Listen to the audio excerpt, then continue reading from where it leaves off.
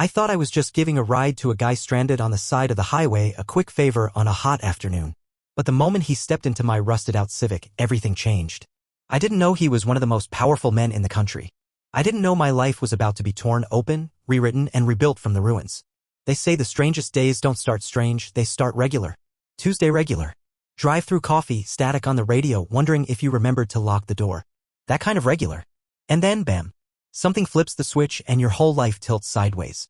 That Tuesday, I was behind the wheel of my '98 Honda Civic, faded blue, cracked dashboard, cassette deck that only played Bon Jovi's Slippery When Wet and refused to eject the tape. It was the kind of car that made weird sounds when you turned right too hard. But it ran. Most of the time. I just finished another job interview that went nowhere. They smiled. They nodded. They gave me the same, rehearsed "we'll be in touch" lie that smells like air freshener in a gas station bathroom.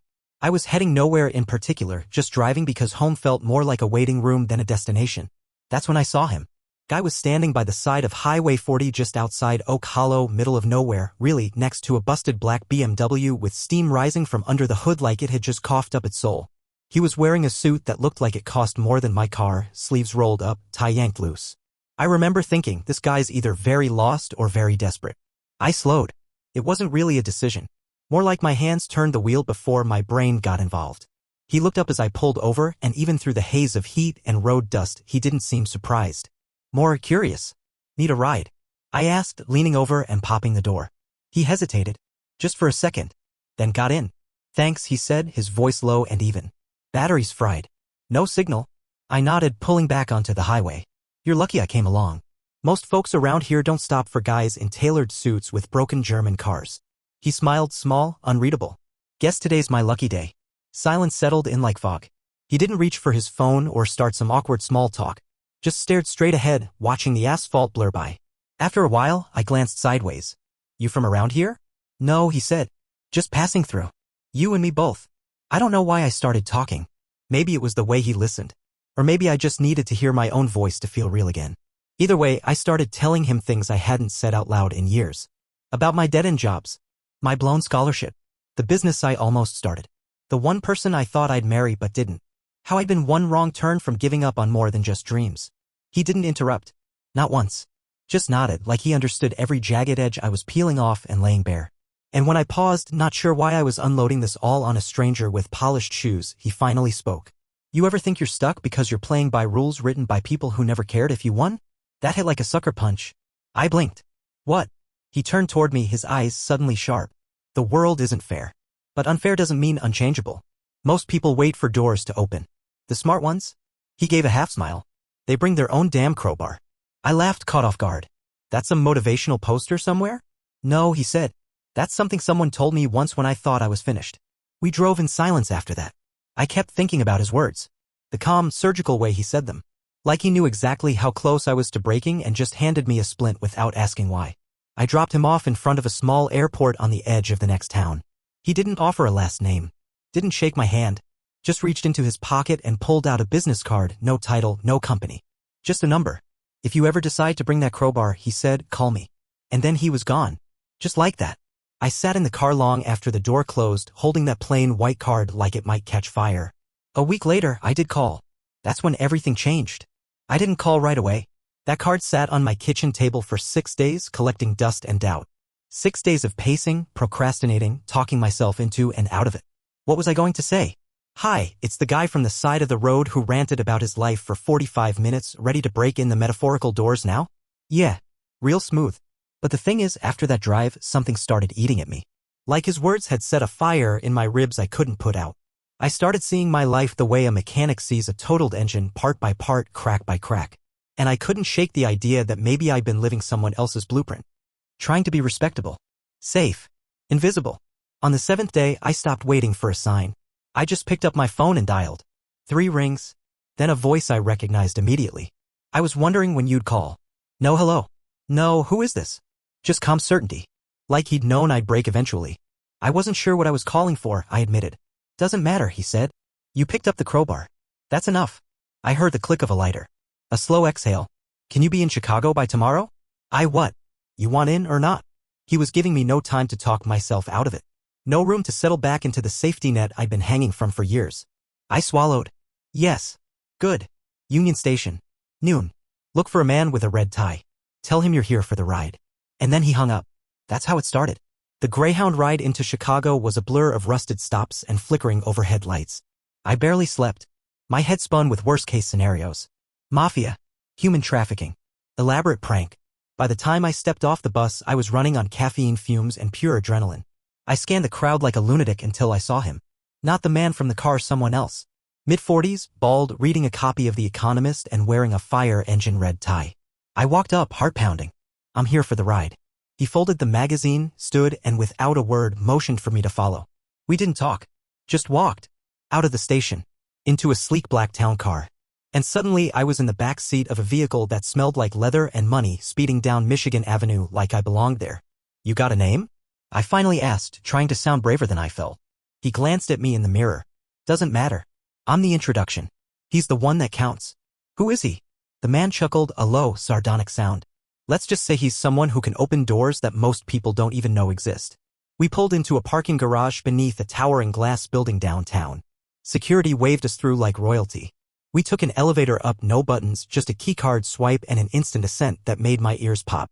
The doors opened into a floor that looked like it had been designed by an architect with a god complex, glass, steel, and sharp angles that whispered power in every reflection. And there he was. The man from the highway. Sitting behind a desk that looked more like a sculpture than furniture. He stood when he saw me. No smile this time. Just a nod. You showed up, he said. I had questions, I said. You'll get answers. Eventually. He gestured to the chair across from him. But first, let me ask you something. Do you want a job or do you want a shot? I hesitated. A shot. He smiled. Finally. Good answer. The next hour was a blur. Not of papers or resumes or background checks. No, this was different. He asked about the why of me. What I hated. What I feared. What I'd give everything to do. What I couldn't forgive. It felt more like a therapy session held at the edge of a cliff. When he was done, he stood, walked to a glass cabinet, and pulled out a key, small, silver, and gleaming like it held something sacred. This is for a one-bedroom apartment in River North. Lease is handled. You'll find a folder inside with a phone, an access badge, and a contract. Contract? Nothing binding. Just a promise to yourself. He paused. You're about to enter a world most people never touch. Not because they're not smart enough, but because they're too scared to leave the ground. What I'm offering isn't safe. But it's real. And what exactly is this? I asked, my voice barely above a whisper. He gave me a look that made the air feel thinner. This is the part where your life stops being forgettable. Then he turned his back to me like the conversation was over. And just like that, I walked out with a key, a folder, and a life I didn't recognize. But as I rode the elevator down, one thought kept pulsing louder than the rest. What the hell have I just walked into? The apartment wasn't what I expected. It was clean, too clean. Minimalist, like someone had Googled rich guy starter kit and ordered it all in beige and steel. No TV. No pictures. Just a bed, a couch, a coffee machine that looked like it could pilot a drone, and a thick folder on the kitchen counter labeled in bold, orientation.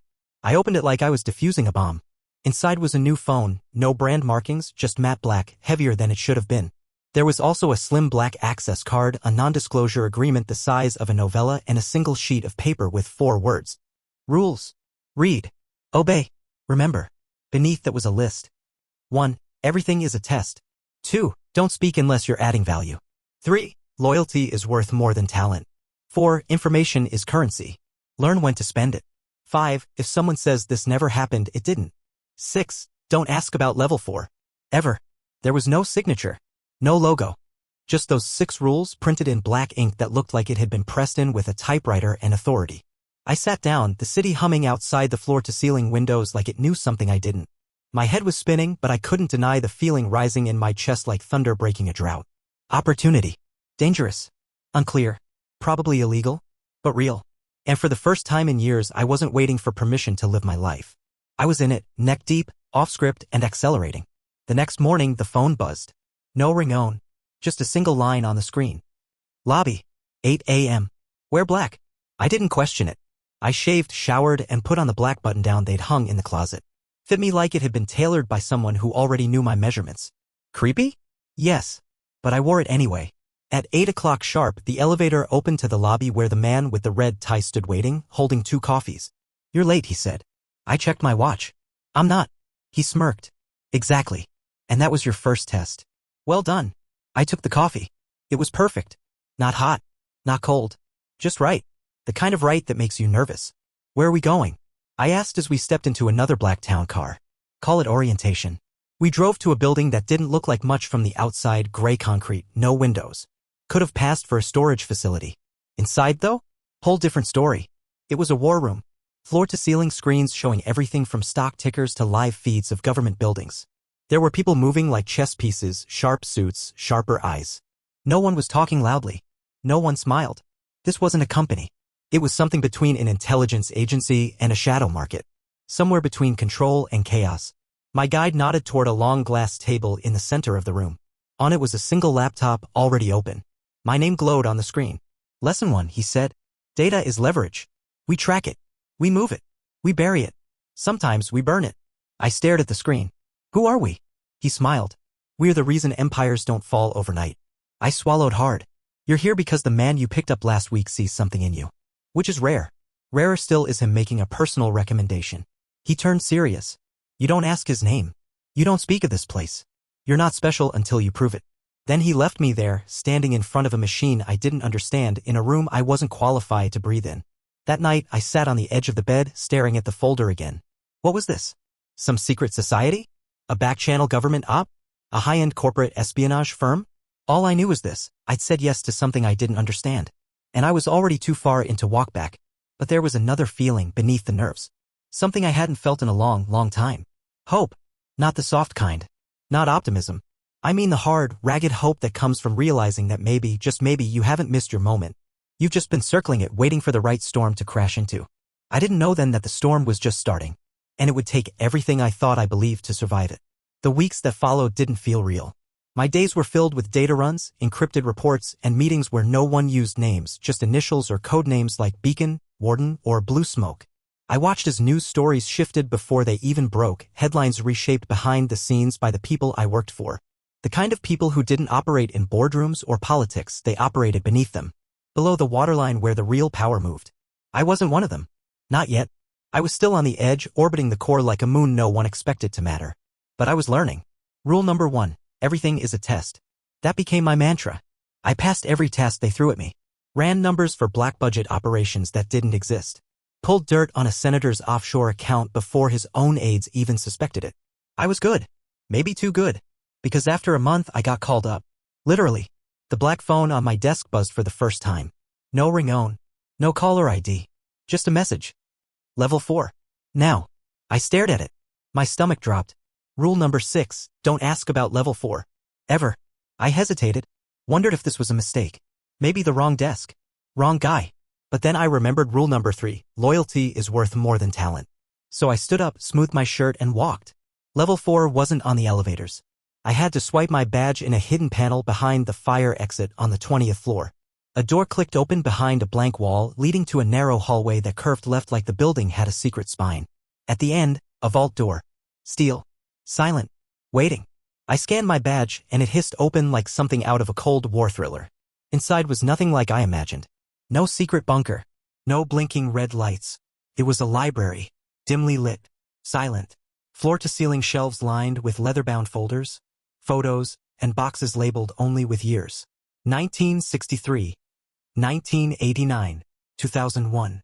The air smelled like paper, gunpowder, and old smoke. A woman sat at a desk in the center. Silver hair in a tight bun. Glasses perched low on her nose. She looked up at me like I'd tracked mud into a chapel. You're early, she said. That's rare. I got the call. She nodded. You've been vetted. Now we see if you're meant to stay. She reached beneath the desk and pulled out a slim black envelope. No name, just a silver stamp of a key. Inside this are 3 files, she said. One is real. One is bait. One is a lie. You'll be tested on which is which. Fail and you're out. Not fired. Understand? I nodded slowly. You get 1 hour. Starting now. She handed me the envelope and pointed toward a private room off to the side. I stepped inside, shut the door, and opened the envelope with hands that wouldn't stop shaking. 3 folders. File 1. A memo connecting a major pharmaceutical company to overseas testing in unregulated camps. File 2. A dossier on a rising tech CEO, one I recognized from billboards, alleging he once worked for a private military firm that disappeared villages in Yemen. File 3. A recording transcript of a conversation between two politicians planning to tank global oil prices to crash a rival economy. Each one read real, convincing, and each one felt like a trap. I sat there, heart pounding, trying to read between every line. Was the fake one too dramatic? Was the bait one supposed to seem mundane? And the real one, what would be just true enough to slip by unnoticed? I don't know how I decided. Call it gut. Call it survival instinct. But after 57 minutes, I walked back into the main room and placed file 2 on her desk. This is the lie, I said. She didn't blink. Just opened it, scanned the top sheet, and nodded once. You'll do, she said. For now. I never asked what the real file was. Didn't have to. When I got back to my apartment that night, the lights were already on. He was waiting. The man from the side of the road. The man who'd set all of this in motion. Sitting on my couch like he lived there, drink in hand, same suit, same calm. You made it to level 4, he said. Didn't think you'd crack under pressure. I thought we weren't supposed to talk about it. He smiled. Rules are for people we can't trust. That landed somewhere between flattery and warning. He stood, walked to the window, looking out at the Chicago skyline like it was a board game he was planning his next move on. You want to know why I picked you? He asked. I nodded. Because you said something most people don't even believe anymore, he said, turning back to face me. You told me the road doesn't go easy on you, that it doesn't let you pretend. He paused. I built everything on that idea. This network, this power, this machine. It's all built on truth too heavy for the world to carry in daylight. And now, you're part of it. He walked past me, toward the door, then stopped. Oh, and one more thing, he added, tossing something onto the table behind him. A second key. Smaller. Brass. Next test's coming. This one's personal. Hope you're ready. Then he was gone. And the key just sat there. Silent. Heavy. Like it knew something I didn't. That brass key haunted me. It wasn't like the last one. The first was corporate, sleek, impersonal, tied to a lease and a file folder. This one felt older. Real. Worn like it had history. Like it had been passed down from someone who didn't survive what came next. There was no note. No address. Just the key waiting on my table like a test I hadn't studied for. I didn't sleep that night. Couldn't. I lay there, staring at the ceiling, wondering what kind of power gives you keys instead of instructions. Wondering what door this one opened, and whether I'd be glad once I walked through it. The next morning, my black phone buzzed again. Use the key. 10th and Ashland. Storage locker 117. You're being watched. Short. Sharp. No room for hesitation. I threw on jeans, boots, and the kind of jacket that hid nerves. Took the L down through neighborhoods where gentrification hadn't quite gotten its claws in yet. 10 minutes early, I found myself standing in front of a rust-stained metal door, the numbers barely hanging onto the locker in chipped brass. 117. I slid the key into the lock, turned with a satisfying click. The door creaked open to a space the size of a bathroom. Inside, a folding chair, a banker's box, and a handheld camera. That was it. On the chair sat a note, typewritten and impersonal. This is your ghost. Learn who you were. Then decide who you'll be. Beneath it, a name I hadn't heard in years. My brothers. I stared at the paper like it had teeth. My heart kicked like a drum in my chest. I hadn't spoken to Caleb in 6 years. Not since the fight. Not since he called me a coward and disappeared into a world that left no footprints. I sank to my knees and pulled the box toward me. Inside were folders. Photos. Videotapes, yes, actual VHS tapes like some relic from a time before trust. I sifted through one of the folders and found a passport, fake IDs, contracts with signatures blacked out, and pictures of Caleb in places I didn't recognize, standing with armed men, political figures, border checkpoints, jungle compounds. What the hell had he gotten into? Then came the envelope. Unsealed. Inside, a letter. Handwritten. If you're reading this, you're deeper in than I ever wanted for you. But maybe you were always headed here. Like me. The signature at the bottom wasn't his full name. Just a letter. C. I didn't realize I was crying until a drop hit the page. The room felt smaller, like the air had thickened. I stared at that camera, wondering how much of my life had been observed already. Then the black phone buzzed again. Take what you need. Burn the rest. Leave in 10. Cameras don't lie. Neither do choices. I stuffed the letter, the pictures, and the passport into my jacket. The rest, contracts, photos of people I couldn't recognize, and one VHS tape labeled Rec Black 8, I left in the box. Outside, I found a rusted oil drum near the alley and set it all on fire. The flames caught fast. I didn't look away. Not when the paper curled, not when the tape popped. Not even when the photo of Caleb's face blackened and crumbled into ash. I walked away with smoke in my jacket and ghosts in my pocket. That afternoon, I met Red Tie again. He didn't say hello. Everything burn? Yeah. You keep the letter? I didn't answer. He smirked. Good. We sat at a cafe where no one paid attention.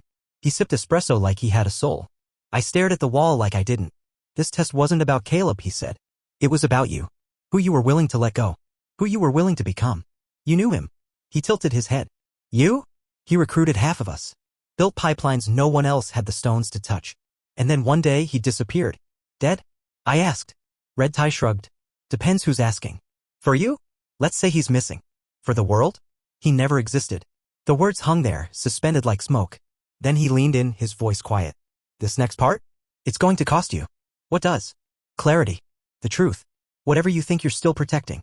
It's the first thing to burn. He slid a photo across the table. My mother. Smiling. Young. Standing beside a man I didn't recognize, a man in a military uniform, his face blurred. I didn't even know this photo existed. She wasn't who you thought she was either, he said. Start digging. I stared at her smile.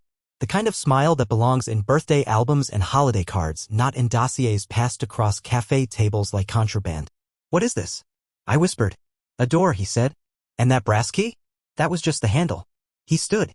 I suggest you open it before someone else does. And then he was gone. That night, I couldn't sleep. I pulled out the letter again. Read it twice. Then a third time. Something about the last line hit differently now. If they found me, they'll find you. Be smarter than I was. And when the time comes, don't flinch. I sat there, under the blue glow of the city, wondering if the man I'd become was worth the cost of the man I used to be. And worse, wondering if I'd already paid it. There's a moment, always, that happens when you dig too deep. The dirt changes. Gets heavier. It clings to your skin. Smells different. Like old secrets finally breathing. And you know you've hit something that was never supposed to be found. For me, that moment came 3 nights after the locker fire when I traced a name from one of the files Caleb left behind. A name buried in a charity Caleb supposedly worked for, long before he vanished. Ridgepoint Global Relief. On paper? Aid for conflict zones. Schools. Fresh water. The kind of stuff that gets you shiny grants and international praise. But the deeper I looked, the less clean it got. Shell companies. Duplicate ledgers. Fake invoices tied to humanitarian missions that never happened. Caleb's name popped up in project lists dated after his disappearance. He'd either faked his death or someone else was using his identity. I started making noise. Quietly at first. But not quietly enough. Because someone knocked on my door at 2:13 a.m. I didn't answer. Instead, I watched through the peephole as 2 men in matching charcoal suits waited exactly 60 seconds, then slid a thin envelope under the door and left like ghosts in tailored shoes. Inside the envelope, one photo. Me. In the cafe. With red tie. On the back, written in red ink. You've been seen. The next day, red tie didn't show. The level 4 floor was sealed. No one said why. My badge was revoked. My phone stopped working. Just like that, I was cut loose. Not fired. Erased. They don't tell you how cold that feels. It's not like being fired from a job. It's like waking up and finding out you were never real to begin with. No name. No trail. Even the apartment they gave me, lease voided. Utilities off. Door locked with a different code. I walked the city like a ghost that morning. Every corner watching me. Every pedestrian a possible threat. Or spy. Or test. I didn't know anymore. By the time I got back to my old Civic. Yes, I kept it. Couldn't let it go. I sat in the driver's seat for an hour, engine off, just staring at the city skyline I thought I was finally conquering. I thought about driving west. Forgetting it all. Starting over. Then I checked the glove compartment. Taped under the lid was the first card he'd ever given me. The one from the highway. Still blank. Still just a number. I called it. It rang once. Then someone picked up. I didn't speak. A moment passed. Then his voice. You fell out of the plane, he said. Now let's see if you can land it. We met in a dive bar near the South Docks. The kind of place that smells like fryer grease and spilled beer dreams. He was in the back booth nursing a whiskey. His suit was gone. He wore jeans, a denim jacket, and an expression like a man carrying 10 versions of the same truth. You burned your safety net, he said. You told me to dig. I told you to open the door. You set the house on fire. I said.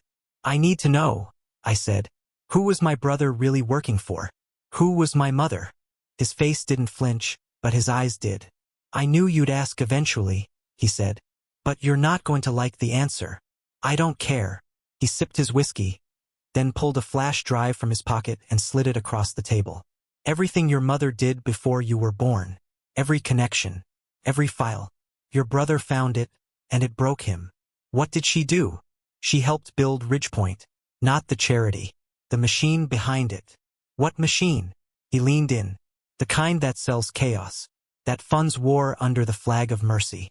The kind of machine that needs idealists like your brother to run it, and people like your mother to build it. I sat there, frozen, trying to picture my mother, smiling, warm, Sunday morning pancakes. Doing that. No, I muttered. You're wrong.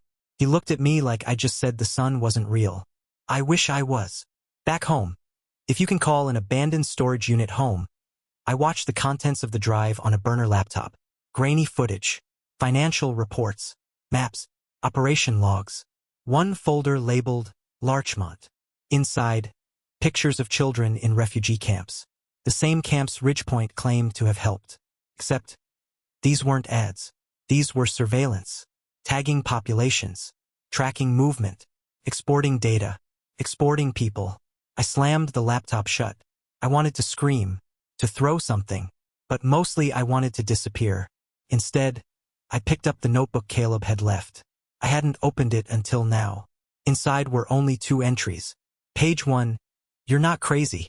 You're just the last one asking the right questions. Page 2. Finish what I couldn't. That night I went back to the city. Not to hide. To fight. Because now it wasn't about jobs. Or power. Or even survival. It was about truth. About dragging these people, these ghosts, into the light and forcing the world to see what they'd done. Even if it killed me. Especially if it killed me. You'd be surprised how fast truth travels once you give it legs. Not the corporate kind. Not the soft awareness kind. I'm talking truth with teeth. With names. With photos. Bank accounts. Locations. People whose faces have never appeared in a Google search. Once you show the world those things, you don't just light a fire. You drop a match in a powder keg. I started with the drive. Red tie was gone, vanished into the machinery, but the contents of that flash drive were enough to sink a small government. I packaged it carefully. Time-stamped files, watermarked with my own fingerprints. Then I sent it to 5 people in 5 different corners of the system. An investigative journalist in DC, a whistleblower group overseas, a documentary filmmaker who'd once slept on my couch, a retired UN field agent, and the 5th? Her, Emily. From the highway. The woman with the broken-down car, who turned out to be the daughter of one of Ridgepoint's shadow donors.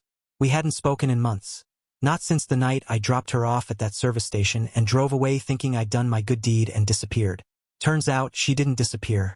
She'd been working quietly, peeling back her own family's lies like wallpaper. I sent her the files with 1 line of text. Ready to finish this? Her reply came 1 hour later. Meet me in New York. 48 hours. I've got a stage. We went public. Emily took the podium first.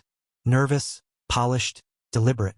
She told her truth in a press room that buzzed like a live wire. Her voice didn't shake. Not once. She named names. Showed proof. Even brought up her father's offshore foundation and exposed it for the shell it was. Then they called me up. The nobody. The broken guy in the '98 Civic who once thought good advice was worth no more than a thank you and a handshake. I told them everything. About Caleb. About Ridgepoint. About Level 4.